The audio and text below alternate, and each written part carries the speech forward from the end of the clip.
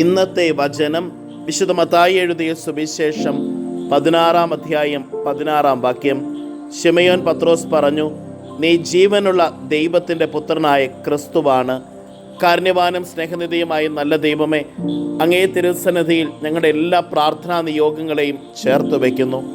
ഈശോനാഥ, അനുനിമിഷം നിന്നിലുള്ള വിശ്വാസം ഏറ്റുപറയുവാനായിട്ട് വിശ്വാസത്തിൻ്റെ ധീരസാക്ഷികളായി ജീവിക്കുവാൻ ഞങ്ങളെ അനുഗ്രഹിക്കണമേ.